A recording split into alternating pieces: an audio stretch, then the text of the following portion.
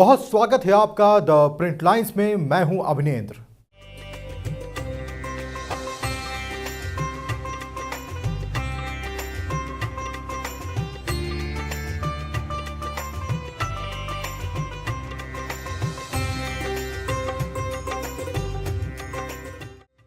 योग और अध्यात्म से प्रभावित होकर हरिद्वार ऋषिकेश की यात्रा पर आने वाले विदेशी अब हिंदू रीति रिवाजों से भी इतना प्रभावित हो रहे हैं कि वैदिक संस्कारों से विवाह के बंधन में बंधकर हरिद्वार में शादी कर रहे हैं। ये अद्भुत नजारा हरिद्वार के अखंड परम धाम आश्रम में दिखा। हरिद्वार के भूपतवाला स्थित अखंड परम धाम आश्रम में विदेशी नागरिक देसी धुनों पर नाच रहे हैं, थिरक रहे हैं और उत्साह से लवरेज नजर आ रहे हैं। मौका है दो जोड़ों की शादी का, लेकिन ये दूल्हा और दुल्हन भारतीय नहीं बल्कि ये भी रूस के नागरिक हैं। दरअसल ये सभी विदेशी योग और अध्यात्म के जाने माने संत स्वामी परमानंद गिरी के शिष्य हैं, जो भारत की यात्रा पर पहुंचे हुए हैं। ये विदेशी नागरिक भारत की संस्कृति और विवाह संस्कार से इतने प्रभावित हुए हैं कि उन्होंने हिंदू रीति रिवाज से शादी कर ली। संत मानते हैं कि भारत में लिविंग रिलेशनशिप की वकालत करने वाले लोगों को इन विदेशी नागरिकों से प्रेरणा लेनी चाहिए। भारत में लिविंग का जो कल्चर बढ़ गया है, इन भारतीयों के लिए भी एक शादी उदाहरण है, एग्जाम्पल है।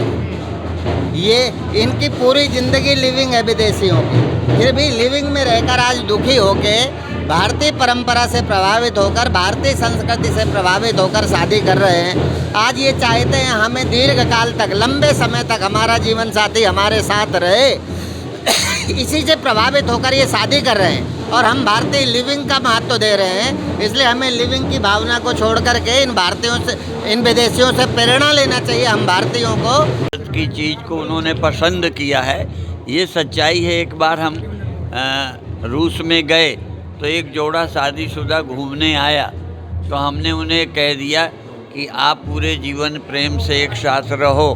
तो वहाँ के लोगों ने कहा इनको श्राप दे रहे हो कि आशीर्वाद दे रहे हो, माने इकट्ठे रहना श्राप लगता है उनको। लेकिन अब कई जोड़ों ने पहले की है और आराम से बहुत वर्षों से साथ रह रहे हैं। अब ये और जोड़े प्रेरणा पाकर आए हुए हैं, प्रभावित होते हैं बहुत वो।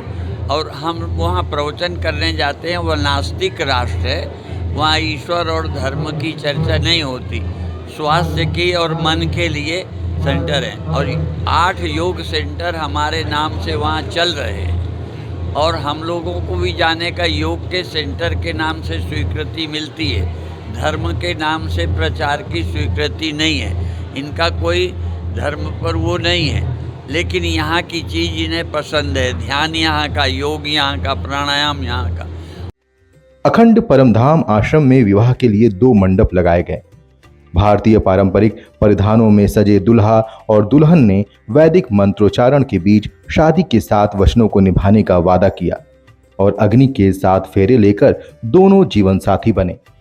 रूस के दूल्हा और दुल्हन को मंत्रों के उच्चारण और उनका अर्थ तो समझ नहीं आया, इसके लिए उनके ग्रुप की ट्रांसलेटर ने उनकी मदद की।